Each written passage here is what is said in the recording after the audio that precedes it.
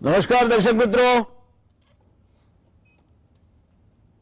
પર્યાવરણ દિવસ હજુ થોડોક દૂર છે, પણ પર્યાવરણ દિવસે જ પર્યાવરણની ચર્ચા કરવી એના કરતા પર્યાવરણ દિવસની પૂર્વ સંધ્યાએ એની ચર્ચા કરવી વધારે યોગ્ય લાગ્યું અમને. અને એટલે આજે આપણે પર્યાવરણ અને જે બરબાદી કરી છે આપણે આપણા પ્લેનેટ અર્થની, ધરતી માતાની, એના વિશે કેટલીક ચર્ચાઓ કરવાના છે. પર્યાવરણ એટલે પરી વત્તા આવરણ, એની સંધિ કરો એનો એટલે પર્યાવરણ થાય. પરી એટલે આસપાસનું અને આવરણ એટલે આચ્છાદન. માનવ સહિત તમામ જીવસૃષ્ટિ જેના પર આધાર રાખે છે તેવા સંપૂર્ણ જૈવિક અને અજૈવિક પરિબળો સાથેની સંપૂર્ણ કુદરતી પ્રક્રિયા અને તેના દ્વારા નિપજતા સંકુલને પર્યાવરણ તરીકે ઓળખાવી શકાય એવી એની વ્યાખ્યા છે. આ માનવ જીવનનું અસ્તિત્વ પર્યાવરણની ગેરહાજરીમાં કલ્પી શકાતું નથી. તમે વિચાર કરો, હમણાં ઓક્સિજનની અછત ઊભી થઈ હતી. હવે આપણને કોઈ દાડો શ્વાસ લઈએ છીએ તો ભગવાનના ત્યાં કોઈ દાડો ઓક્સિજનની અછત ઊભી થઈ તેવું જાણ્યું? એ ત્યાં નથી થતી, ઓક્સિજન મળી રહે છે. આપણે બિસ્લરી પાણી પીએ બોટલના 20 રૂપિયાથી માંડીને 5 સ્ટાર હોટલમાં જાવ તો 100 રૂપિયા સુધી થાય, પણ કરોડો બિસ્લરી બોટલનો વરસાદ વરસે છે, એના કોઈ દાડો આપણને કોઈ બિલ નથી આપતો. વીજળીનું બિલ આવે છે પણ સૂર્યપ્રકાશનું બિલ કોઈ દાડો કોઈ આપણને આપતો નથી. એટલે આ જે કુદરતે આપણને આપ્યું છે એ પર્યાવરણનું આપણે સંરક્ષણ કરવાના બદલે આપણે એક અંગ્રેજી શબ્દ અપનાવ્યો, એક્સપ્લોઇટેશન. એક્સપ્લોઇટેશન એટલે એને નિચોડી નાખવું, એનું સત્વ ચૂસી જવું. એક્સપ્લોઇટેશન એટલે ચૂસણખોરી. શબ્દ છે દોહન. દોહન એટલે જેમ આપણે ગાય કે ભેંસને દોઈએ, દૂધ મળે, આપણને પૌષ્ટિક આહાર મળે અને એને પાછું બીજા દિવસે કશી જ માથાકૂટ વગેરે તૈયાર થઈ જાય. મધમાખી ફૂલ પર બેસે, મધ ચૂસે, પરાગ વહન થાય અને પરાગ વહનની સાથોસાથ ફલિનીકરણ પણ થાય. મધ એ કોઈ દર્દીને ઔષધ તરીકે કામ આવે, વજન ઉતારવું હોય તો પણ મધ અને લીંબુનો પ્રયોગ ઘણા કરે છે. આ મધમાખી એ પર્યાવરણનો એક ભાગ છે. ઇંગ્લેન્ડમાં જંતુનાશક દવાઓએ મધમાખીઓ મારી નાખી છે અને એટલે ત્યાં પરાગ વહન થતું નથી. એટલે પાક પાકવા આવે, ફૂલો આવે એ સમયે મધમાખીઓ ભાડેલીને ખેતરમાં છોડવી પડે છે. હજુ આપણે એ સ્થિતિએ પહોંચ્યા નથી. હજુ આપણા ત્યાં મધ બેસે છે, મધમાખીઓ ખેતરમાં ઉડે છે. સવારના પરમાં મારા તુલસીના માંજર પર જથ્થાબંધ મધમાખીઓ એનો રસ પીવા માટે ભેગી થાય છે. આ પર્યાવરણ છે.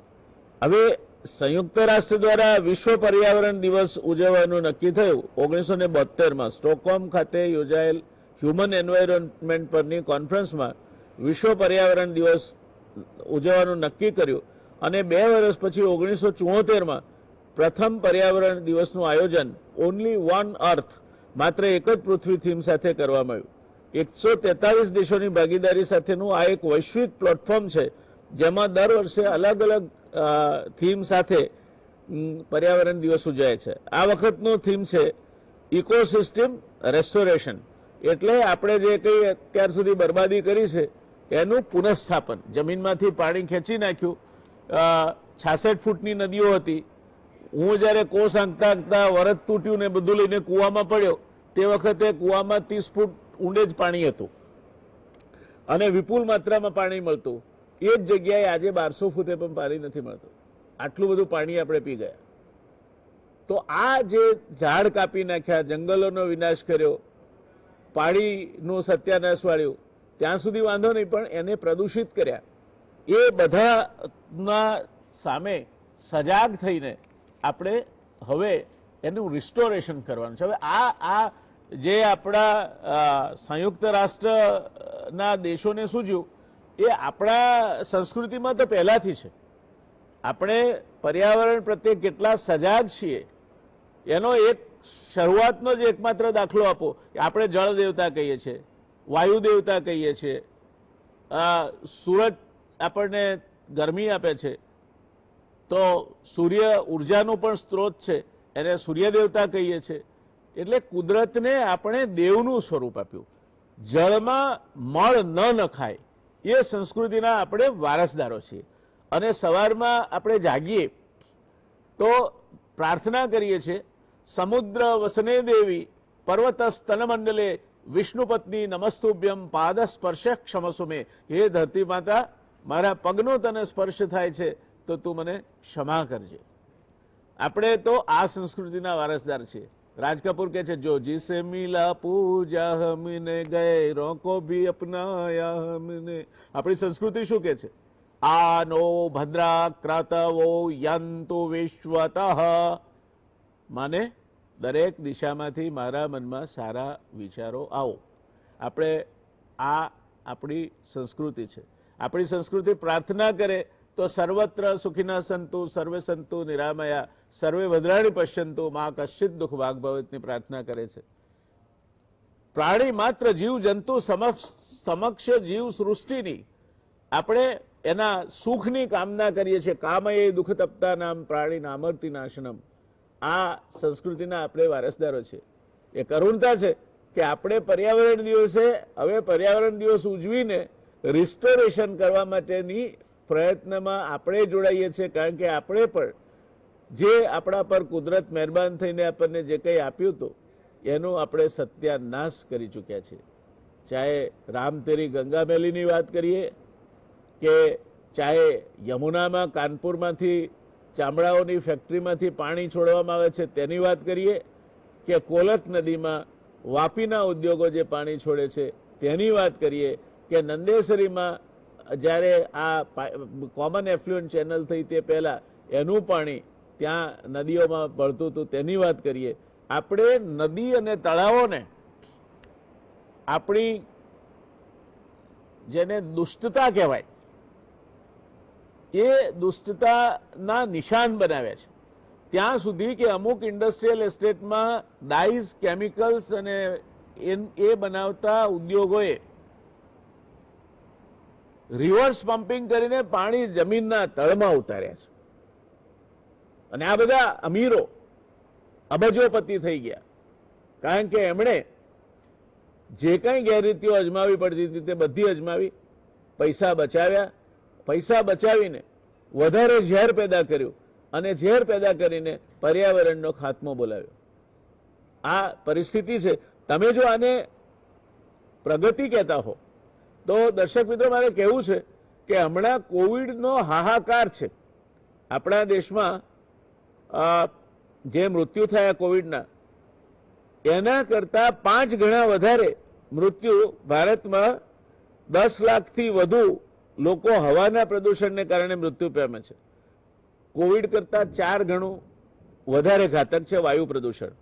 સ્ટેટ ઓફ એન્વાયરમેન્ટ 2021 રિપોર્ટ પ્રમાણે ગુજરાતમાં હવા પ્રદૂષણથી 2019માં 88,000 લોકોના મોત થયા હતા.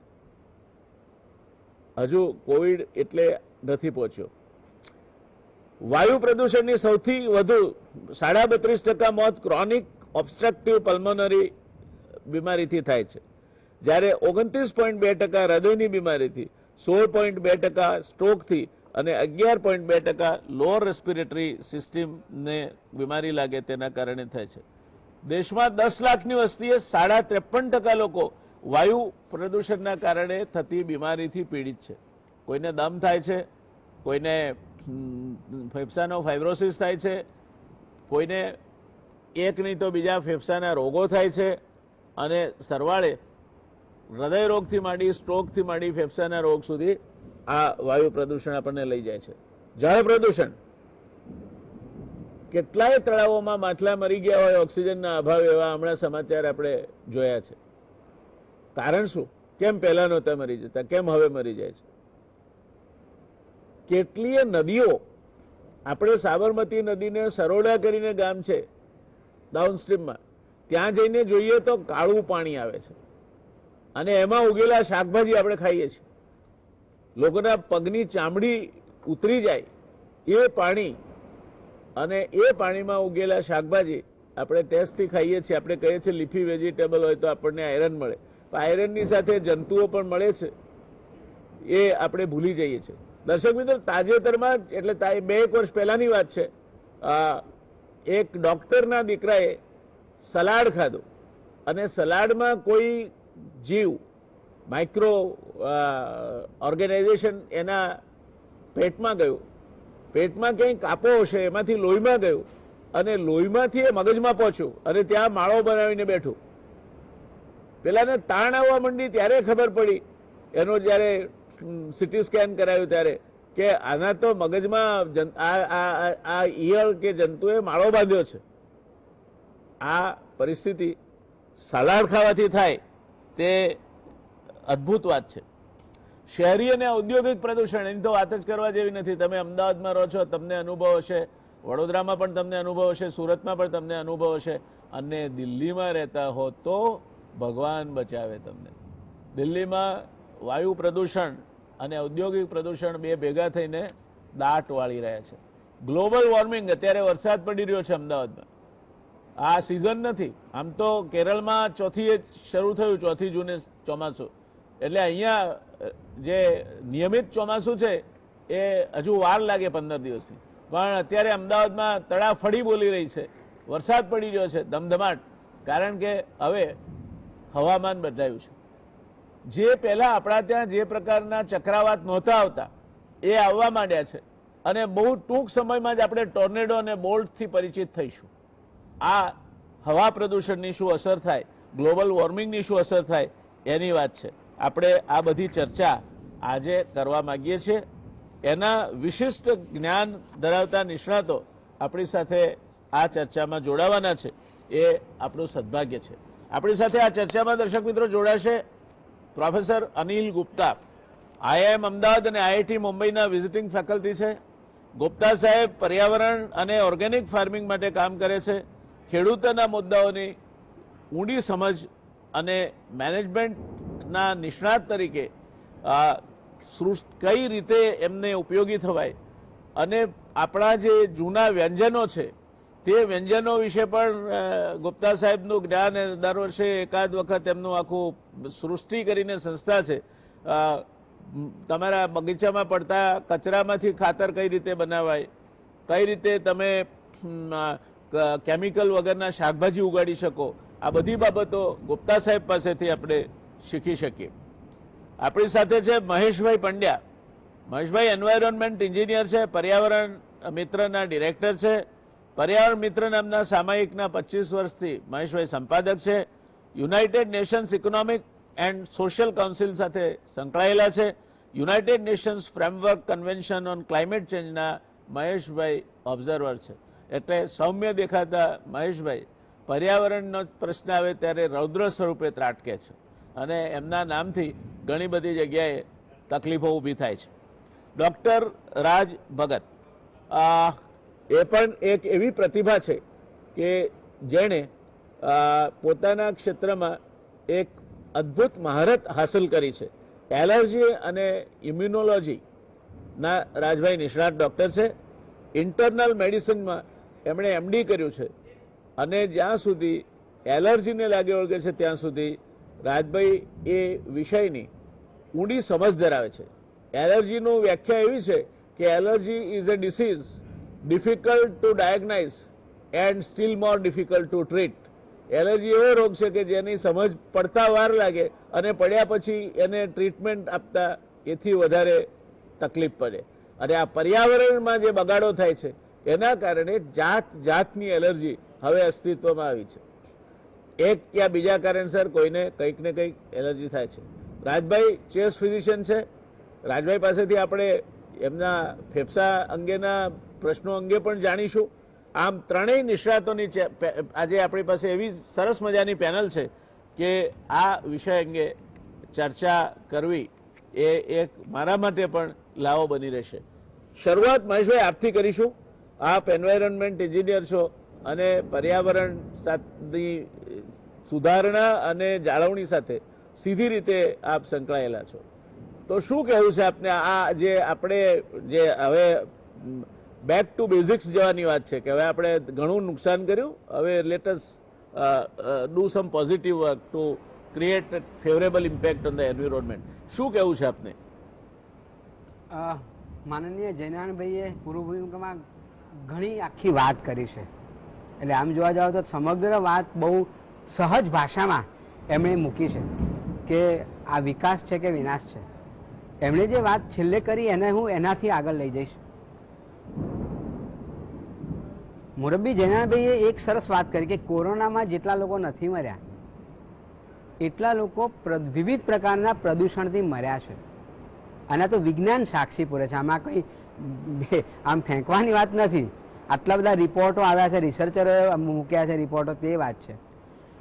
મુદ્દો મારો એ થાય કે જો કોરોનાના લીધે મોત થતા હોય અને આપણે લોકડાઉન કરીને ઉદ્યોગોને પણ બંધ કરી શકતા હોય તો સવાલ એ થાય કે કોરોનાના મોત એ અલગ મોત છે અને પ્રદૂષણથી મોત થાય એ અલગ મોત છે. કેમ એ મોતને આપણે ગંભીરતાથી નથી લેતા? આપણે જીડીપી આંકીએ છીએ, હું અર્થશાસ્ત્રી નથી, પણ જીડીપી વધારવાનામાં ખુશ થઈએ છીએ, પણ ક્યારે આપણે એવું નક્કી કર્યું કે આ નેચરલ રિસોર્સિસનું જે સાહેબે બહુ સરસ શબ્દ વાપર્યો, એક્સપ્લોઇટેશન, એને ચૂસી લેવું, શોષી લેવું, એ જે કુદરતી સંસાધનોને શોષી લેવાથી કેટલું બધું નુકસાન થયું. રોગો તો થયા, મોત પણ થયા, કેટલા લોકોની રોજગારી છીનવી લીધી. આજે ભારત જેવા દેશમાં સાહેબ 60% લોકો એના ઉપર આધારિત છે. કંકોડાની પહેલાં ખેતી નહોતી થતી, એ ગામડાની બહેનો વાળમાંથી વીણી લાવે અને એમાંથી એની રોજગારી આવે. આજે કેરાનું અથાણું જે ખાઈએ છીએ એ કેરાની ખેતી નહોતી થતી, એ ખુલ્લા ચરામાં વેસ્ટલેન્ડમાં એ થાય અને એમાંથી વેચે અને એની રોજગારી મળે. મોટાભાગના માલધારીઓ જોડે કંઈ ખેતીની જમીન નથી, પણ એના ઢોર ચરાવવા જાય ખુલ્લી જમીનોમાંથી, જેને આપણે ગોચરની જમીન કહીએ છીએ, અને એ આવતું હતું અને એમાં એની રોજગારી ચાલતી હતી અને આખી રૂરલ ઇકોનોમી એ રીતે ચાલતી હતી. હવે તમે આજે આ લઈ લો છો તમે તો આપો છો શું? જંગલની જમીન. વિકાસ માટે વિકાસ થવો જોઈએ, એમાં કોઈ ના નથી પાડતું. વિકાસ 100% થવો જોઈએ. હું એમ નથી કહેવા માંગતો કે પાછા જાઓ એટલે ફરીવાર પેલા કોટડીમાં પૂરાઈ જાઓ અને બળદગાડામાં જોડીને મુસાફરી કરો કે એ રીતની વાત નથી. પાછા જવું જોઈએ, પણ એ જે ગાંધીની વાત છે એ રીતે જવું જોઈએ, એની વાતમાં હું આવું છું. પણ મારો મુદ્દો એ છે કે એ જ્યારે તમે કુદરતી સંસાધનોનું દોહન કરો છો ત્યારે આ લોકોની રોજગારી છીનવાઈ જાય છે અને એની હાલત કેટલી ખરાબ થાય છે. અને બીજી બાજુ આ જીડીપી તો આપણે વધે છે અને એક ઉદ્યોગપતિ 1 કલાકના 90 કરોડ કમાય છે. બીજી બાજુ કેટલા લોકો બેકાર થાય છે, એ પણ એક અગત્યની વાત છે. એટલે કોરોનાના લીધે આપણને શીખવા મળ્યું અને લોકડાઉન કર્યું તો આપણે કેમ ઉદ્યોગોને કંટ્રોલ નથી કરતા. મને ભૂતાન ગમે. ભૂતાન એમ કહે કે મારે જીડીપી નથી વધારવું, મારે હેપીનેસ ઇન્ડેક્સ વધારવું છે. જ્યારે આપણે 5 ટ્રિલિયન અમેરિકન ડોલરની પાછળ પડી ગયા છે. સાહેબ, આપણે પાણીની જ વાત કરીએ તો આપણે બહુ સરસ વાત કરી, બધી નદીઓની ને બધી આપણી સંસ્કૃતિની વાત કરી. ગુજરાતની 22 જેટલી નદીઓ અતિ ભયજનક રીતે પ્રદૂષિત છે અને સાબરમતી તો ડેડ રિવર છે એવું હું નથી કહેતો. ભારતના પર્યાવરણ મંત્રી પ્રકાશ જાવડેકર પાર્લામેન્ટમાં બોલ્યા, એમના લેખિત પ્રશ્નોત્તરીના જવાબમાં બોલ્યા. હવે સાહેબ એની પાછળ જે ખર્ચા થયા છે, સાબરમતી રિવરને આપણે રિવરફ્રન્ટ બતાવીએ છીએ, 9.5 કિલોમીટરની જે લાંબી કેનાલ છે જેમાં નર્મદાનું પાણી આવે છે. હું તો સાહેબ એના મજાકમાં એમ કહું છું કે સેરોગટ મધનનું સારું ઉદાહરણ છે કે બેટ તમારો સાબરમતીનો અને પાણી નર્મદાનું, એટલે એક સારું ઉદાહરણ છે. એ 9.5 કિલોમીટર બતાવીને દુનિયાને બતાવીએ છીએ વિકાસ મોડેલ આપણું. પણ આપણે જે વાત કરી, જે ગામની વાત કરી અને પછીનો જે સંગમ સુધીનો વૌઠા સુધીનો જે આખો બેલ્ટ છે ત્યાંની નદીની શું સ્થિતિ છે? આપણે કેટલા ખર્ચા? 844 કરોડ રૂપિયા ખર્ચ્યા છે, પરિણામ નથી આવ્યું. અને કોમન એફ્લુએન્ટ ટ્રીટમેન્ટ પ્લાન્ટ જે 33 જેટલા બન્યા છે, કેગ રિપોર્ટ 2011થી લઈને 2017 સુધીના બધા જ કેગ રિપોર્ટમાં આનો ઉલ્લેખ કરવામાં આવ્યો છે કે common effluent treatment plant function નથી કરતા અને તેમ છતાં રાજ્ય સરકાર એમાં ખર્ચો કરે છે. આ વખતે સાહેબ બધા મજાની વાત એ છે કે કોમન એફ્લુએન્ટ ટ્રીટમેન્ટ પ્લાન્ટના પરિણામો નથી આવતા અને દેખાતું પ્રદૂષણ દેખાય છે એટલે આપણે બધા બોલીએ છીએ. એટલે ગુજરાત સરકારે એક પ્લાન કર્યો, એમણે પાઇપલાઇન નાખવાનું નક્કી કર્યું. અમદાવાદ, વડોદરા અને આ બાજુ જેતપુર 2275 કરોડના ખર્ચે આ પાઇપલાઇન નખાશે, જે સીઈટીપીનું કહેવાતું શુદ્ધ થયેલું એફ્લુઅન્ટ દરિયામાં નાખશે. એટલે અહીંયા દરિયોને બધું આપણા જળસ્ત્રોત બગાડ્યા, હવે દરિયો બગાડવાનો. એટલે આ જે પદ્ધતિઓ અપનાવવામાં આવે છે એ બરાબર નથી. એટલે એ જે આખો મુદ્દો છે, જંગલની જમીનની સાહેબ વાત કરતો હતો ને હું કંઈક બીજા મુદ્દામાં આવી ગયો. જંગલની જમીન લેવાની છૂટ આપી અને 2010માં નામદાર સુપ્રીમ કોર્ટે ગોદાવરણ વર્સિસ યુનિયન ઓફ ઇન્ડિયા એટલે ફોરેસ્ટ કેસ તરીકે ઓળખાય છે, એમાં એક ચુકાદો આપ્યો કે જંગલની જમીન લેવી હોય તો તમે એની કિંમત ચૂકવો. એટલે કંચન ચોપરા નામના એક ઇકોનોમિક્સ બેન પાસેથી એમણે ઇકોલોજીકલ મોડેલ નહીં, મેથેમેટિકલ મોડેલ અપનાવ્યું અને એ પ્રમાણે એની નેટ પ્રેઝન્ટ વેલ્યુ લેવાનું નક્કી કરી. અને આ નેટ પ્રેઝન્ટ વેલ્યુ એક કેમ્પા નામનો એક કાયદો બનાવ્યો, કોમ્પેન્સેટરી એફોરેસ્ટેશન એક્ટ કરીને કેમ્પા, અને એમાં જમા થાય. હવે 10% કેન્દ્ર સરકાર પોતાની પાસે રાખે, 90% રાજ્યોને આપે. સાહેબ, આ કેમ્પાનું ફંડ અનયુટિલાઇઝ કરોડોમાં પડ્યું છે. એક બાજુ જંગલો નાશ થતા ગયા, ઉદ્યોગોને આપણે આપ્યા વિકાસના માટે, અને બીજી બાજુનો ઉપયોગ નથી કરતા. એવી જ વાત હમણાં નેશનલ ગ્રીન ટ્રિબ્યુનલે સાહેબ કરી કે ભાઈ પ્રદૂષણ કરે છે જે ઉદ્યોગો, એના માટે એન્વાયરમેન્ટલ ડેમેજ કોમ્પેન્સેશન, એટલે આજનો વિષય, આજે આપણો જે પર્યાવરણ દિવસ છે કે તમે ભુગતાન કરો, રિસ્ટોરેશન ઓફ ધ ઇકોસિસ્ટમ, એટલે એ મુદ્દામાં જે ફંડ આપ્યું એ ફંડ સાહેબ વપરાતું નથી, પડી રહ્યું છે. એટલે બીજા સ્લોટમાં વાત કરીએ, પણ મતલબ એ થયો કે રિસ્ટોરેશન આપણે જો કરતા નથી અને આપણે વિકાસની જે દોટમાં આગળ વધી રહ્યા છીએ, અને ખરેખર તો એની જો કેલ્ક્યુલેશન કરવામાં આવે તો સાહેબ આપ ઇકોનોમિસ્ટ છો, આપ કહી શકશો કે એ જો જીડીપી ગણવામાં આવે તો માઇનસમાં જાય. धन्यवाद महेश भाई, खूब सरस शुरुआत करी आपने. गुप्ता साहब, छोटे से ब्रेक के लिए मुझे रुकना पड़ेगा, मगर फौरन इस ब्रेक के बाद आपके पास आना चाहूंगा. इकोसिस्टम रिस्टोरेशन की बात ये साल का थीम है, तो ये मुद्दे को समझाते हुए आज तक हमने इकोसिस्टम को कितना डैमेज किया है और क्या क्या चीज हमने गंवाई है जो हमारे पास थी, उसके बारे में, चूंकि आप प्रकृति के भी और एनवायरनमेंट के भी बहुत करीबी से देखने वाले एक विद्वान है, मैं आपसे जानना चाहूंगा. मगर आऊंगा आपके पास लौट के इस ब्रेक के बाद. दर्शक मित्रों, रोकाઈએ છે એક નાનકડા બ્રેક માટે, ને ત્યાર પછી સીધા જ પ્રોફેસર ગુપ્તા સાહેબ પાસે જઈશું. આ રિસ્ટોરેશન તો કરવા નીકળ્યા છીએ આપણે, પણ ડેમેજ કેટલું થયું છે એ ડેમેજની વાત આપણે પ્રોફેસર ગુપ્તા પાસેથી જાણીશું. નું જે સત્યાનાશ વળ્યું છે તેને લગતી રસપ્રદ ચર્ચામાં ફરી એકવાર આપનું સ્વાગત છે. सीधा जैसू अपने प्रोफेसर अनिल गुप्ता साहब पास. सर जी, आपको मैंने पूछना चाहा था कि इस इकोसिस्टम रिस्टोरेशन का थीम है, तो आज तक हमने कितना नुकसान किया है और उसकी क्या क्या असरे और क्या क्या खामियाजा हम भुगत रहे हैं. मैं इस प्रश्न को थोड़ा सा बदलना चाह रहा था. मैं चाहता था कि जब हम रिस्टोरेशन की बात करें तो साथ में ही ये भी बात करें कि क्या तरीके हैं जिनसे रिस्टोर कर सकते हैं और जो अभी तक नहीं किए हमने. क्योंकि बहुत सारा भूगर्भ का पानी हम लोग इस्तेमाल करते हैं, बहुत सारा जो जंगल था उसको काट के बहुत सारा अहमदाबाद फैल रहा है, गुजरात में शहरीकरण हो रहा है, लोगों को रहने के लिए मकान चाहिए, तो उसके लिए जो खुली जगह थी वो कम होती जा रही है.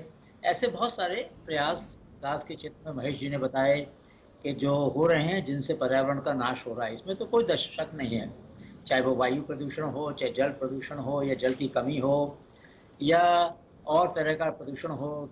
हमारे यहाँ अभी तक आपके घर में, मेरे घर में बहुत सारे इलेक्ट्रॉनिक के सामान इस्तेमाल होते हैं, लेकिन हमने कोई सप्लाई चेन नहीं बनाई, लॉजिस्टिक सिस्टम नहीं बनाया कि आपके घर की बैटरी, मेरे घर की बैटरी, इलेक्ट्रॉनिक वेस्ट जो होता है इसको इकट्ठा करने की कोई व्यवस्था बनाई हो.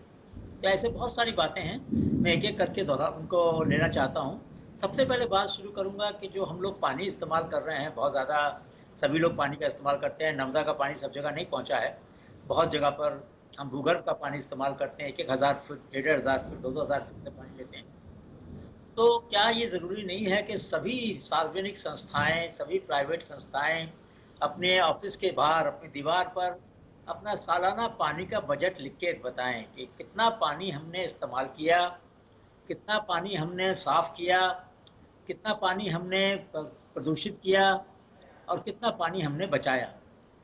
वाटर बजट के नाम से, जैसे और बजट बनता है, सरकार का बजट बनता है, ऐसे हर संस्था एक पानी का बजट घोषित करे जो उसकी बाउंड्री वाल पे। अगर आईएम है तो आईएम का पानी का बजट हो, गुजरात यूनिवर्सिटी है तो गुजरात यूनिवर्सिटी का पानी का बजट हो, विधानसभा है तो विधानसभा का पानी बजट हो।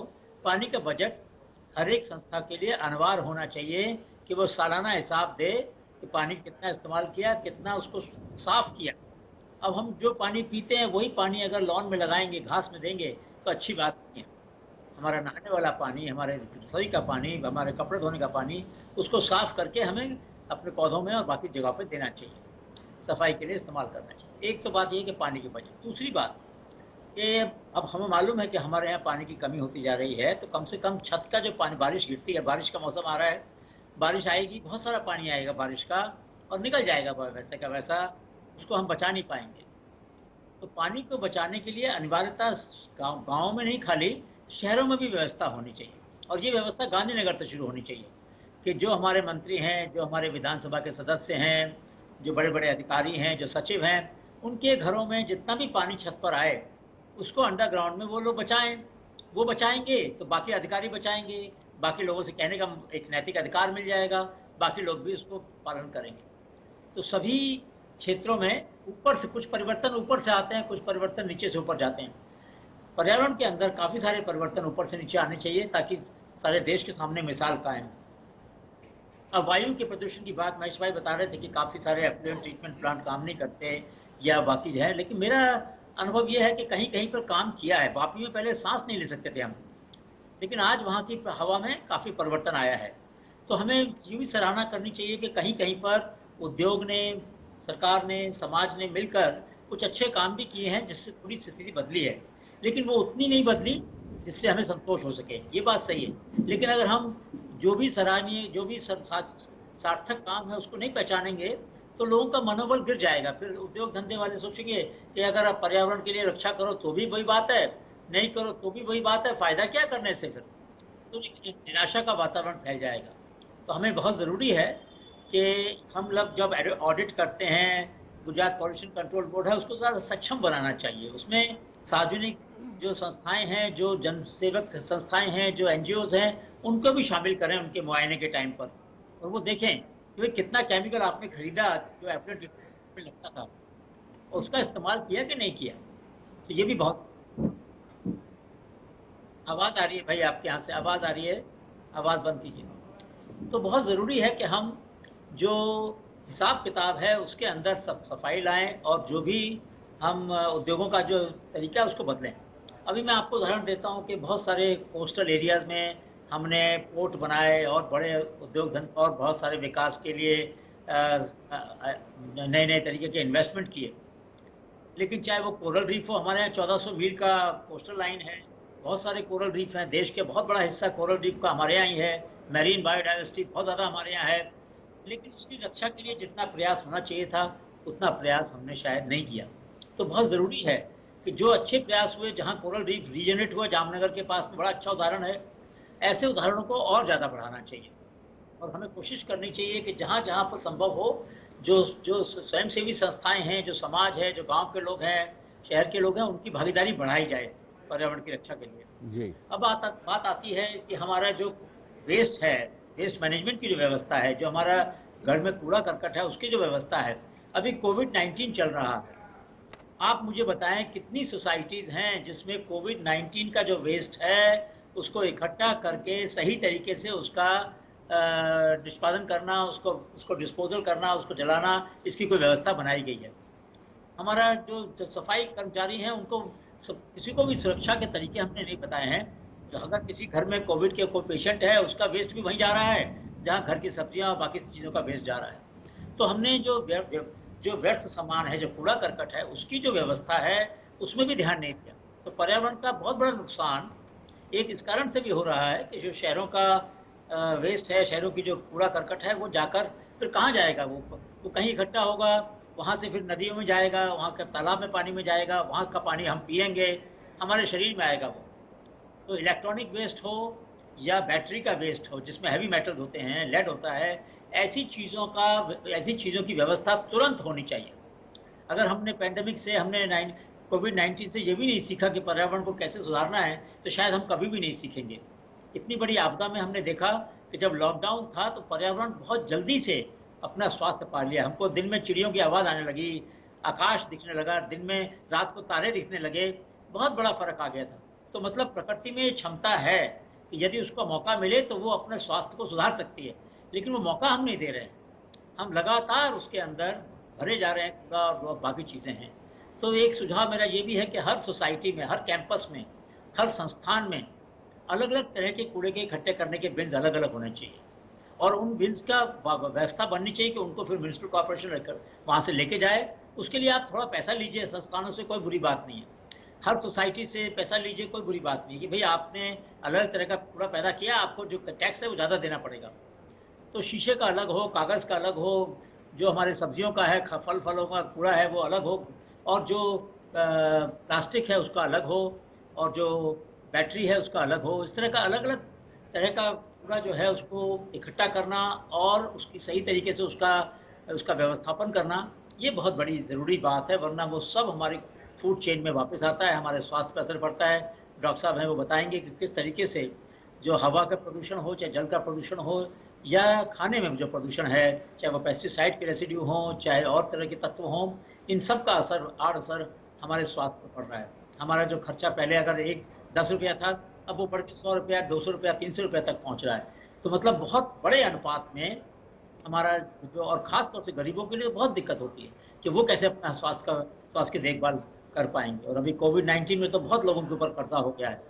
तो पर्यावरण के लिए इस समय चिंता करना हमारे लिए ये भी आवश्यक हो गया है कि ऐसी बीमारियां और ज़्यादा आएंगी। ऐसे तूफान जो आए, अब की बार अभी थोड़े दिन पहले आया था, यस तूफान आया, उससे पहले एक और तूफान आया, ऐसे तूफान अब बार बार आएंगे, जल्दी आएंगे, क्योंकि पर्यावरण का संतुलन बिगड़ रहा है। तो बहुत से लोगों की छतें चली गई, बहुत से लोगों के जानवर जख्मी हो गए, बहुत बड़ा नुकसान हुआ।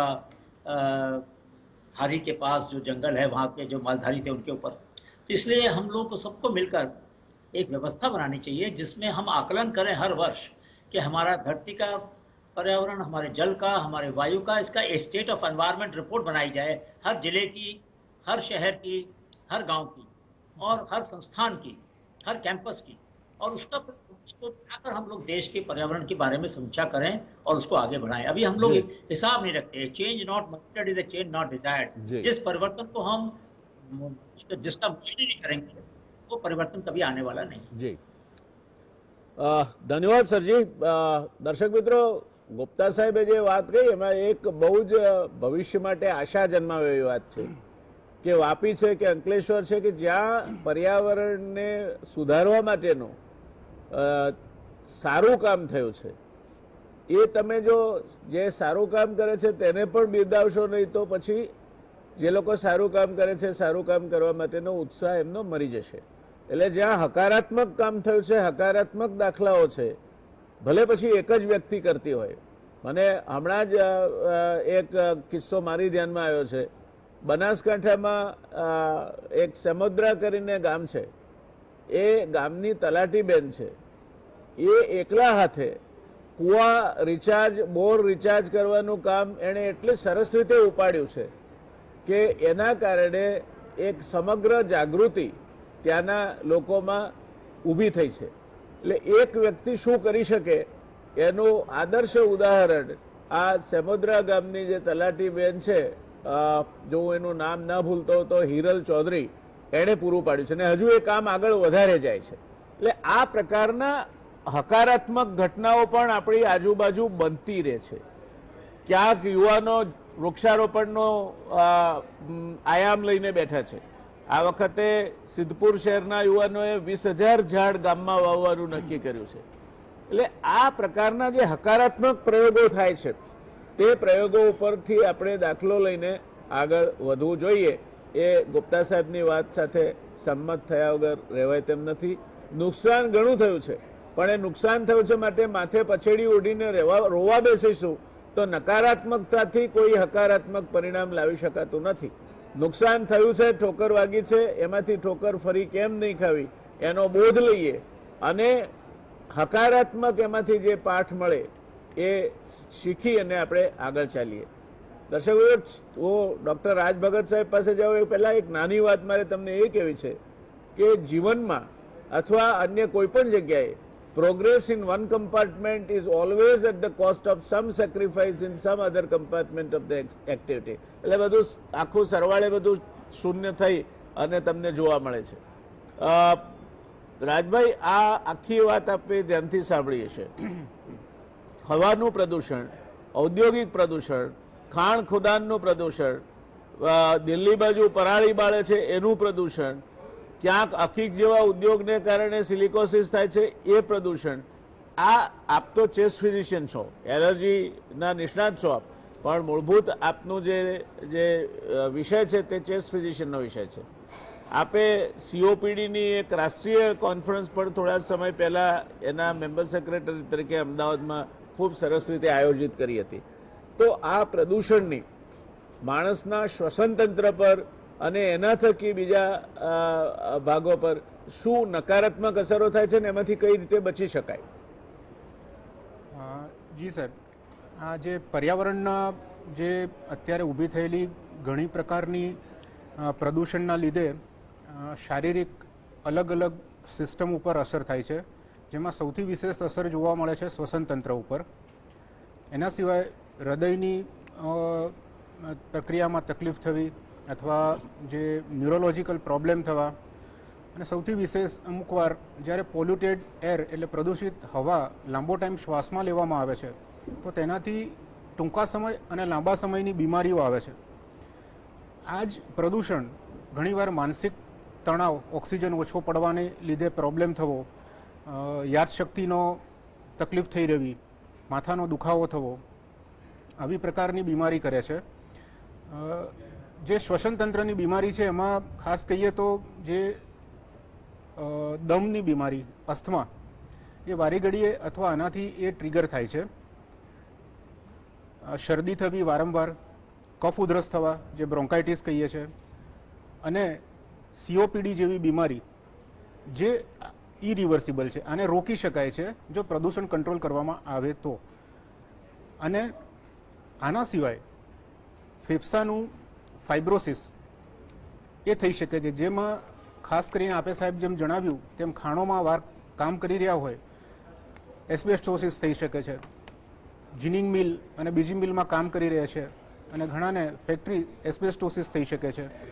આમાં નાના નાના પાર્ટિકલ હવામાંથી શ્વસન નળીમાં નાકમાંથી થઈ અને ફેફસાના દૂરના નાના નાના અલ્વેઓલાઈ એટલે સેક્ટરમાં જાય છે.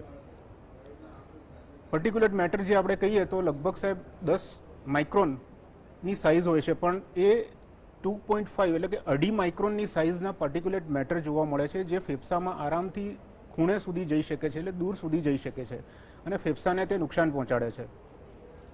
સૌથી અગત્યની અને ખરાબ બે બીમારી કહીએ તો COPD અને ફાઇબ્રોસિસ, ILD, ઇડિયોપેથિક લંગ ફાઇબ્રોસિસ અથવા પલ્મોનરી ફાઇબ્રોસિસ. આ બંનેમાં વિપરીત એની તકલીફ જોવા મળે છે કે જે COPDના પેશન્ટ્સ છે એમાં હવા ફેફસામાં ભરાયેલી રહે છે, પૂરતી ભરી શકતા નથી અને થોડી હવા આવે છે અને બહાર કાઢે છે, એટલે અગેન તેમાં ઓક્સિજનની ઉણપ થાય છે. ફાઇબ્રોસિસમાં પણ ઓક્સિજનની ઉણપ થાય છે, પણ તેમાં ફાઇબ્રોસિસમાં ફેફસા તેની ઇલાસ્ટિક વૃત્તિ છોડી દે છે, ધીમે ધીમે ફેફસા સંકોચાતા જાય છે. એટલે અહીં પણ ઓક્સિજન અને કાર્બન ડાયોક્સાઇડનું જે ચેન્જીસ થવું જોઈએ થઈ શકતું નથી અને પેશન્ટને ઓક્સિજનની ખામી થાય છે. આ બંને દર્દ એવા છે કે જે પાછા નોર્મલ તરફ વળતા નથી. એટલે આ થતું અટકાવવું એ અત્યંત જરૂરી છે અને પ્રદૂષણના લીધે આના વધારો થવાના ઘણા જ કેસ અત્યારે ધ્યાનમાં આવેલા છે. જ્યારે પ્રદૂષણમાં કાર્બન ડાયોક્સાઇડ વધે અથવા તો તાપમાન વધે ત્યારે જોયેલું છે કે અમુક વાર્મનેસ અથવા સમર અથવા શરદી અને ગરમી બેનું જોઈન્ટ ફેઝ લાંબો થાય છે. તો આ વખતે અમુક છોડ ઝાડ એના પરાગની સિઝન લંબાઈ જાય છે અને પરાગ એક એવી વસ્તુ છે કે જે સામાન્યથી ઘણી લાંબી અથવા ગંભીર બીમારી કરી શકે છે. તો એમનો પરાગનો પીરિયડ જે કદાચ 15-20 દિવસનો હોય છે, ખેંચાઈને કદાચ મહિનો કે 2 મહિના થાય છે. તો આ 2 મહિનાના નાના નાના પરાગ ઉત્પન્ન થવા, હવામાં આવવા અને શ્વાસમાં જવા, તો એ જે પણ લોકો એને સેન્સિટિવ છે એને એલર્જીક પ્રોબ્લેમ વધારશે, કે એલર્જીક શરદી થશે, એલર્જીક શ્વાસ થશે, એલર્જીક પેટમાં દુખાવો થશે, માથાનો દુખાવો થશે. તો આ બધું જે પ્રદૂષિત હવા એનું આપણે રોકાણ કરવું ઘણું જ જરૂરી છે. ઘણી વખતે સોઇલ્સ, ગુપ્તા સાહેબે પણ જેમ કીધું કે બાયોલોજીકલ વેસ્ટ અને બધાને પ્રોપર રીતે ડિસ્કાર્ડ કરવું બહુ જ જરૂરી છે. અને ઘણીવાર આપણે કાદવ કીચડ એનું પણ ધ્યાન રાખતા નથી અને આપણે જ એમાં કચરો ઉમેરતા જઈએ છીએ અને એના પ્રભાવે ચિકનગુનિયા, મેલેરિયા, ડેન્ગ્યુ આ બધી પ્રકારની બીમારી આવે છે, જે પણ ઘણી વખતે જીવલેણ થઈ જાય છે. તો આને જો કચરાને અને પોલ્યુશન કંટ્રોલ રાખવો તો આને થઈ શકશે. સૌથી મોટો વાયુ પ્રદૂષણ કોલ અને દિલ્હીમાં જે થતી બધી ધુમાડાની પ્રવૃત્તિઓ છે આનાથી આવે છે. વેહિકલ એટલે કે જે આપણા અત્યારના સાધનો એમાંથી થતા ધુમાડા, ગામડા અથવા શહેરમાં લાકડાથી થતું અમુક રસોઈ અથવા રાંધણ, આ બધાથી કાર્બન ડાયોક્સાઇડ, મોનોક્સાઇડ અને અમુકમાં સલ્ફર ડાયોક્સાઇડ ગેસીસ ઉત્પન્ન થાય છે, જે આપણા માટે ખરાબ છે. તો અલગ અલગ રીતે આ બધા જ પ્રદૂષણ થવાથી થતા ગેસો આ અલગ અલગ સિસ્ટમ લાઈક શ્વસન તંત્ર, હૃદય, ન્યુરોલોજી અને સાયકોલોજીકલ અફેક્ટ કરી શકે છે. દર્શક મિત્રો, તમે સાંભળ્યું હોય જો ડૉક્ટર રાજભાઈને ધ્યાનથી, તો એક રોગ થાય એ માત્ર ફેફસા પૂરતો મર્યાદિત નથી રહેતો. ફેફસાના કામ કરવાની પરિસ્થિતિ બગડે એટલે હૃદય પર અસર થાય, ન્યુરોલોજીકલ એટલે તારા મગજ પર પણ અસર થાય, અને હૃદય કે ફેફસા બંને બગડે એટલે કિડની પર પણ અસર થાય. એટલે આ એક આખી એક એવી ઘટમાળાનું સર્જન કરે છે જે સરવાળે તમને એક યા બીજા રીતે નુકસાન કરે છે. અને પ્રદૂષણ, આપણે જો વિકાસ કરવો છે તો પ્રદૂષણ તો થવાનું જ છે. એટલે પ્રદૂષણ અને વિકાસ બેની વચ્ચે આપણે એક ક્યાંક ને ક્યાંક ટ્રેડ ઓફ કહેવાય, ક્યાંક સંતુલન આપણે ગોઠવવું પડશે. મહેશભાઈ, હવે ટૂંકાણમાં જવાબ આપીશું આપણે. આ વખતનું જે થીમ છે તે ઇકોસિસ્ટમ રિસ્ટોરેશનનો છે. જી. તો ગુજરાતને લક્ષ્યમાં રાખીને આ ઇકોસિસ્ટમ રિસ્ટોરેશન માટે શું શું કામ કરવું જોઈએ આપના મતે? સરસ સવાલ છે સાહેબ. પેરિસ એગ્રીમેન્ટ જે થયું સાહેબ, એમાં બે વસ્તુ અગત્યની છે, મિટિગેશન અને એડેપ્ટેશન. એટલે પ્રદૂષણ ઘટાડો અને એડેપ્ટેશન એટલે પનારે પડ્યું છે તો એ સોલ્વ કરો. આપણા ત્યાં વાવાઝોડું આવ્યું અને લોકોને બચાવી શક્યા, તે ખરેખર સરાહનીય કામ છે. પણ પછી શું? આપણે ત્યાં બનાસકાંઠામાં પૂર આવ્યું, જમીનો બગડી, થડ જામી ગયા બધા. એની પહેલાં અમરેલીમાં 2015માં પૂર આવ્યું હતું. અત્યારે પણ જે નુકસાન થયું મોટા ભાગે, એટલે એ જે લોસ એન્ડ ડેમેજ આની જે વાત છે તે, કે એવા ચક્રવાતો આવે છે કે બીજી બધી ઘટનાઓ બને છે અને જે કુદરતને નુકસાન થાય છે ને અલ્ટિમેટલી આનો ભોગ આ વલ્નરેબલ કોમ્યુનિટી, એ માછીમાર સમાજ હોય કે માલધારી સમાજ હોય કે ખેડૂતો હોય, એનો ભોગ બને છે. જો આપણે ઉદ્યોગ ગૃહોને મોટા પેકેજ આપતા હોઈએ અને પ્રદૂષણ એ કરે છે, એમને દંડ કરવાની જગ્યાએ જો 2270 કરોડ સરકાર પોતે ખર્ચતી હોય, ગુજરાતની સરકાર, તો પછી આ વાવાઝોડા આવ્યા અને જે પર્યાવરણને નુકસાન થયું કે એમને નુકસાન થયું, તો એના માટેનું કેમ નથી? એટલે જે ક્લાઇમેટ ચેન્જ એક્શન પ્લાન ગુજરાતમાં બન્યો છે, તો એમાં એ વાત કેમ નથી? જીવ બચાવવા તે સારી વસ્તુ છે, બહુ સારી વસ્તુ છે, સરાહનીય છે, પણ આ કરવાની બહુ જ જરૂર છે કે લોસ એન્ડ ડેમેજ જે થયું એનું કામ કોણ કરશે? એક એ વાત કરવી હતી. અને જે ગુપ્તા સાહેબે વાત કરી એવી વાત મારે બીજી પણ કરવી છે. સુરતમાં જે ગુજરાતમાં જે કોમન સીઈટી એસટીપી ચાલે છે, સીવેજ ટ્રીટમેન્ટ પ્લાન્ટ, એમાં અત્યાર સુધી એવું ખરાબ હતું કે નહોતો ચાલતા, કે વારંવાર લખતું હતું. સુરતે પહેલ કરી છે અને એનો સીવેજ ટ્રીટમેન્ટ પ્લાન્ટ એટલો સરસ ચાલે છે કે એમણે 140 કરોડ રૂપિયાની આવક થઈ, ઉદ્યોગોને પાણી આપે છે. તો જો સુરતમાં આવું થતું હોય તો અમદાવાદના એસટીપીના પાણી કેમ એમને એમ જાય છે અને પ્રદૂષિત કરે છે? એ કરવાની બહુ જ જરૂર છે. તો આ રોગો પણ ઘટી જાય. એટલે આરોગ્યનો જો તમારો ખર્ચો ઘટી જાય તો તમારો આમદાનીને બધી વધી જાય. એટલે સાહેબ, આ જે ક્લાઇમેટ ચેન્જ એક્શન પ્લાનની વાત ગુપ્તા સાહેબે પણ કરી, એ કરવાની બહુ જ જરૂર છે, તો આ રિસ્ટોરેશન થશે. દર્શક મિત્રો, તમને કદાચ જાણીને નવાઈ લાગશે કે સિંગાપુર જ્યારે દેશ બન્યો ત્યારે પાણી આયાત કરતું હતું. કુલ જરૂરિયાત મલેશિયા પાસેથી પાણીની સિંગાપુર આયાત કરતો હતો. આજે સિંગાપુર પોતાના ત્યાં વરસાદ પડે છે એનું ટીપું સંગ્રહ છે, જે પાણી વાપરે છે એને શુદ્ધ કરીને રિસર્ક્યુલેટ કરે છે અને મલેશિયાને પાણી નિકાસ કરે છે. આ શક્ય છે. તમે પાણી બચાવો, ઓછું વાપરો અને રિસર્ક્યુલેટ કરો, એટલે એને શુદ્ધ કરીને. એટલે ઓરેન્જ કાઉન્ટી નામનું એક વિસ્તાર છે અમેરિકામાં, ત્યાં ટોયલેટ ટુ ટેપ એ કાર્યક્રમ હેઠળ એકે એક ટીપું પાણી જે જાય છે તેને શુદ્ધ કરીને પીવા લાયક કરતા પણ વધારે સારું બનાવીને પાછું અપાય છે. આપણે પોતે સમજવું પડે, બધું જ સરકાર ના કરે, આપણે કશું જ ના કરીએ અને બધી અપેક્ષા સરકાર પાસે રાખીએ, મને લાગે છે કે ક્યારેય એનો નિવેડો આવે નહીં. गुप्ता साहब, आपके मत से गुजरात में अगर कोई 3 चीजें करनी चाहिए ये साल इकोसिस्टम रिस्टोरेशन के अंतर्गत, तो क्या करनी चाहिए? पहली बात तो ये है कि जो जंगल हैं हमारे, उनमें जो लंताना जैसे बहुत सारे पौधे जो नुकसान पहुंचाते हैं जंगल का, उनका बहुत बढ़ाव हो गया है. तो जैविक विविधता के संवर्धन के लिए हमें विशेष प्रयास करना होगा. एक तो ये बात बड़ी स्पष्ट है कि जंगलों का विकास, जंगलों का संवर्धन, शहरों में माइक्रो फॉरेस्ट, छोटे छोटे जंगल लगाने होंगे और जगह जगह लगाने होंगे. हमारा एक साथी है, हनीबी नेटवर्क का वॉलंटियर है, रोहित, लुधियाना में, अमृतसर में, पंजाब में, उसने जगह जगह शहरों में माइक्रो फॉरेस्ट लगाए हैं, छोटे छोटे से. तो अभी तो अहमदाबाद में तो कहाँ है आपके पास जंगल इस तरह के, कहीं आप जाके बैठ नहीं सकते हैं. तो कम से कम जैसे गांधीनगर को काफ़ी अच्छा हरा भरा रखा गया है, हमें सभी शहरों को ग्रीन बनाना होगा. दूसरी बात, जितनी मल्टी स्टोरेज बिल्डिंग आ रही हैं, इन सब के लिए अंडरग्राउंड वाटर कंजर्वेशन के टैंक बनाना ऑब्लिगेटरी होना चाहिए. उनके लिए पर्याय होना चाहिए, उनको बनाना ही पड़ेगा. पानी के संवर्धन के लिए पानी का टंका बनाना पड़ेगा. आपको पता है, आनंद में, अहमदाबाद में भी बहुत जगह पर पहले परंपरागत एक तरीका था गुजरात में, जहाँ नीचे के अंदर पानी का टंका होता था, उसके बराबर में लोग बैठते थे गर्मी के अंदर, तो वहाँ ठंडक मिलती थी प्राकृतिक रूप में, कोई एयर कंडीशनर की जरूरत नहीं पड़ती थी. अभी तो वो व्यवस्थाएं सब खत्म, चरमरा गई हैं, उनको दोबारा से जिंदा रखना चाहिए. तीसरी बात जो है बहुत ज़रूरी है कि पक्षियों के लिए और जीवों के लिए हमारे यहाँ जो व्यवस्था, बहुत सारे जीव कम होते जा रहे हैं, बहुत से पक्षी कम होते जा रहे हैं, छोटी चिड़िया देखने को नहीं मिलती है. तो इन सब के जीवों के लिए हमें विशेष व्यवस्था हर एक व्यक्ति को करनी चाहिए. पहले हमारे घर में व्यवस्था थी, पहली रोटी बनाते थे तो खुद नहीं खाते थे, गाय को, कुत्ते को, चिड़िया को, किसी को भी देते थे. अभी आप बच्चों से पूछेंगे तो शायद उनको पता भी नहीं कि ऐसी कोई व्यवस्था हमारे देश में थी कि हमारी संस्कृति में थी. तो वो जो परंपराएं हैं, सार्थक परंपराएं हैं, उनको जिंदा करना चाहिए, उनको बनाकर रखना चाहिए.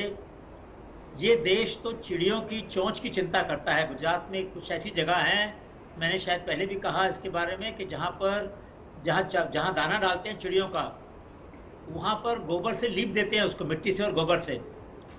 क्यों लीप देते हैं? ताकि चिड़िया जब दाना उठाएं तो उनकी चोंच घिस नहीं जाए. चोंच घिस जाएगी तो वो दाना उठा नहीं पाएंगी ढंग से. ऐसी समाज जो चिंता करता हो पक्षियों की, वो समाज आज इतना ज़्यादा प्रदूषण कर रहा है, इसमें कहीं ना कहीं हमसे भूल हुई है. हमने शिक्षा में ऐसे दृष्टांत, ऐसे उदाहरण शामिल नहीं किए. तो हमें ज़रूरी है कि हमारी शिक्षा व्यवस्था में बच्चों को पहली क्लास से लेकर 12वीं तक वास्तविक उनको दृष्टांत दिए जाएं. वृक्ष प्रेमी थे श्री प्रेमजी भाई, आपने सुना होगा, उनका नाम उपलेटा के थे. उन्होंने मोटरसाइकिल ली और सड़क के दोनों तरफ पेड़ों के बीज फैला दिए. फिर उनके बेटे ने उनको गाड़ी दी, तो गाड़ी में इंजन लगाकर उससे वो बीजों की बारिश करते थे. पेड़ों के बीजों की बारिश करते थे दोनों साइड में सड़क में. और कितने करोड़ों पौधे, पेड़ लगा दिए उन्होंने सौराष्ट्र के अंदर. ऐसे उदाहरणों को क्यों नहीं पढ़ाते हम? क्यों नहीं बच्चों को पढ़ना देते कि भाई ऐसे भी हमारे यहाँ लोग हुए हैं, उन्होंने ऐसा काम किया है. आपने बताया उस तलाटी के बारे में, हिरल बहन चौधरी के बारे में, बनासकांठा के. ऐसे उदाहरण हमारे पाठ्यक्रम में आने चाहिए. ऐसे साथियों को हमारे यहाँ स्कूल में बुलाना चाहिए, उनके भाषण, उनसे बात करानी चाहिए बच्चों की. क्योंकि जब वो अपने फेस टू फेस बात करेंगे, सामने बैठ के बात करेंगे, तो उनके मन में ये बात बैठेगी कि ये समाज हमेशा से ऐसा नहीं था, प्रदूषण फैलाने वाला नहीं था. ये कुछ हमसे गलती हो गई, विकास की जो परिभाषा हमने समझी उसमें कहीं कुछ गलती हो गई. तो शिक्षा में, जल में और साथ ही साथ उसके प्रबंधन में हमें विशेष प्रयास करना होगा इको रिस्टोरेशन के लिए और जंगलों में. इन तीनों में हमें परिवर्तन. धन्यवाद सर. રાજભાઈ, ટૂંકાણમાં જો કહેવું હોય તો આ પ્રદૂષણના કારણે જે માણસના આરોગ્ય પર અસર થાય છે, આપ તો ઘણા બધા પેશન્ટને જુઓ છો, તો એ પેશન્ટમાંથી અત્યારે જે આપણે આ જે કોવિડ થયો છે એના કારણે આપણે મોઢે માસ્ક બાંધીએ છીએ, તો એ માસ્ક બાંધવાની આડઅસર રૂપે પણ કોઈ રોગમાં ઘટાડો થયો હોય અથવા તો એવું કંઈ થયું આપને જોવામાં આવ્યું છે? બિલકુલ સાહેબ, જે માસ્ક બાંધવાથી જે શ્વાસથી ફેલાતા રોગમાં ઘણું જ પ્રમાણ ઘટી ગયું છે. એટલે કોવિડના સમયમાં આપણે જોઈએ તો બીજા ઘણા પેશન્ટ કે જે નોર્મલ રેસ્પિરેટરી ટ્રેક ઇન્ફેક્શન એટલે કોઈ વાયરસ અથવા બેક્ટેરિયાના ઇન્ફેક્શનથી ફેફસાને ઇન્ફેક્શન થતું હતું, બ્રોન્કાઇટિસ થતું હતું, ન્યુમોનિયા થતું હતું, એ પ્રકારના પેશન્ટોની સંખ્યામાં તમે ગણો તો ઘણો જ ઘટાડો થયો છે. એટલે આ જરૂરી છે. માસ્ક એક બેરિયર છે અને અમુક પ્રકારના બેક્ટેરિયા અને અમુક પ્રકારના વાયરસ એ ફિલ્ટર કરે છે અને રોકી લે છે, તો એનાથી ડેફિનેટલી ઘણો જ ફાયદો થશે. અને એક વાત સાહેબ હજી હું બીજી એડ કરવા માગીશ, જેમ ગુપ્તા સાહેબે કીધું પક્ષીઓનું, જો આપણે ગણીએ તો માણસ, પક્ષી, પણ બીજા પણ જાનવર ધીમે ધીમે લુપ્ત થતા જશે આ પર્યાવરણના પ્રદૂષણના અભાવે. અને એ છે જ કે પહેલાંના અમુક પ્રાણી હવે જોવા મળતા નથી અને ભવિષ્ય કદાચ આપણે નહીં હોઈએ પણ બીજા પ્રાણીઓ પણ એ વખતે નહીં હોય, જે આપણી એસેટ છે. જી, ધન્યવાદ રાજભાઈ. દર્શક મિત્રો, જે ગામડામાં રહે છે જે લોકો, એમને ખ્યાલ હશે કે પહેલા આપણે શિયાળામાં ઘઉં વાવીએ તો નીકની આજુબાજુ તાંદળજો ઉગતો હતો, એની આજુબાજુ ચીલ ઉગતો હતો, જેની ભાજી થતી હતી. અને લીફી વેજીટેબલ અથવા તો આયરન રીચ વેજીટેબલ તરીકે આપણે મજૂરો આવે એ લોકો લઈ જતા હતા, અને કોઈ ખેડૂત ના નહોતો કહેતો કે મારા ત્યાંથી તમે ચીલ ના લઈ જશો કે મારા ત્યાંથી તમે તાંદળજો ના લઈ જશો. વાડ ઉપર ડોડી થતી હતી. ડોડા અને ડોડીનું શાક એ આંખોની રોશની વધારવા માટે અતિ ઉત્તમ કહેવાય. ચણોઠી થતી હતી. ચણોઠીના પાન તમે જીભ આવી હોય તો ચાવી અને લાળ દદડતી મૂકો તો તમારી જીભ આવી હોય તેમાં તમને રાહત મળે. કોવચ થતી હતી, જે તમને આમ ખણજ આવે, પણ કોવચના બી આયુર્વેદમાં બહુ મોટું મહત્વ ધરાવે છે. લીમડા અને બાવળિયા ઉપર, દેશી બાવળિયા ઉપર, હું પેલા ગાંડા બાવળની વાત નથી કરતો, એના ઉપર ગળો થતી હતી ને પૈડિયા બાવળના, એ ઢોરને ખાણમાં નાખીને ખવડાવે તો ફેટ દૂધની વધી જાય. એ ગામડામાં જે લોકો પશુપાલન કરતા હશે જૂના જમાનામાં, જેમણે આનો ઉપયોગ કર્યો છે તેમને ખ્યાલ હશે. આવી અનેક બાબતો આપણે મેં મારા બચપણમાં જોઈ છે અને આજે નથી જોઈ રહ્યો. આ નુકસાન ગયું છે, એ નુકસાન આપણે પૂરું કરી શકીએ. ખેતરો નાના થતા ગયા છે, વાડ ગુમ થઈ ગઈ છે, કાંટાળા તારની વાડ થાય છે, ડોડી નથી, ચણોઠી નથી, કવચ નથી ઉગતી. અરે રોડના બાજુમાં ઉગતો નફટિયો એ પણ તમને ખાતરમાં સરસ મજાનું કામ આપે તે પ્રકારની વનસ્પતિ છે. આજે આપણે સંઘાડી ગુમાવી છે, વજ્રદંતી ગુમાવી છે, જે ખેતરમાં આપણા સાટોડી ઉગતી હતી જેનાથી પુનર્નવાદી ક્વાથ બને છે એ આપણે ગુમાવી છે. કેટલી બધી વસ્તુઓ આપણે ગુમાવી છે. એનું જો લિસ્ટ બનાવવા જઈએ તો આખો કાર્યક્રમ પતે ત્યાં સુધીનું લિસ્ટ બની શકે એટલી વસ્તુ મારી નજર સામે જોઈ રહ્યો છું. ત્યારે આ રિસ્ટોરેશનના ભાગરૂપે ખાસ કરીને ગ્રામ્ય વિસ્તારમાં બે કામ થાય. એક તો જળ સંચય અને જળ સ્ત્રોતનું સફાઈ કામ. ગાયકવાડી રાજમાં ચોમાસું આવે તે પહેલા આખું ગામ બહાર નીકળતું હતું, ઉજાણી થતી અને ગામ તળાવ અને એના આવરા સાફ કરી અને એને ચોમાસા માટે તૈયાર કરાતા. આપણે આ બધા કામો તો કરી શકીએ, કેમ નથી કરતા એ આપણે આપણી જાતને પૂછવું જોઈએ. સરકાર સામે જોઈને બેસી રહીશું તો પેલા સરગવાના ઝાડ નગરશેઠના છોકરાના વાડામાં ઉગ્યા હતા, એણે છોકરાને ભિખારી કરી નાખ્યો. એ જ પરિસ્થિતિ આપણી થશે. માટે આ વખતનો જે થીમ છે ઇકોસિસ્ટમ રિસ્ટોરેશન, એમાં દરેક ગામડું પોતાનું ઇકોસિસ્ટમ રિસ્ટોરેશન કરે અને ગુપ્તા સાહેબે કહ્યું તેમ વોટર બજેટિંગ કરે કે આપણે કેટલું પાણી વાપરીએ છીએ, ક્યાંથી લઈએ છીએ, કેટલું આપીએ છીએ અને કેટલો પાણીનો બગાડ કરીએ છીએ, તો ઘણી બધી બાબતે આપણે સુધારણા કરી શકીએ. એક વ્યક્તિ હિરલ ચૌધરી જો બનાસકાંઠામાં આટલું સારું કામ કરી શકતી હોય, એક પ્રેમજીભાઈ વૃક્ષપ્રેમી જો આવું મોટું કામ કરી શકતા હોય, તો આપણે કેમ ના કરી શકીએ? Let each one of us work towards saving the environment, આ પર્યાવરણના બચાવ માટે આપણે બધા પર્યાવરણ મિત્ર, પર્યાવરણ સૈનિક બનીને કામ કરીએ તો આ કામ મુશ્કેલ નથી. કરીશું એવા એક નિર્ધાર સાથે આપણે આજની ચર્ચાને વિરામ આપીશું. મળીશું આવતીકાલે. દર્શક મિત્રો, અત્યંત રસપ્રદ ચર્ચા છે. રાહુની જાતકના જન્મકુંડળીના વિવિધ સ્થાનો પર શું અસર થાય તેની આપણે ચર્ચા કરીશું. મળીએ આવતીકાલે નવો વિષય, નવી પેનલ સાથે. શુભરાત્રિ, ટેક કેર, શબ્બા ખેર.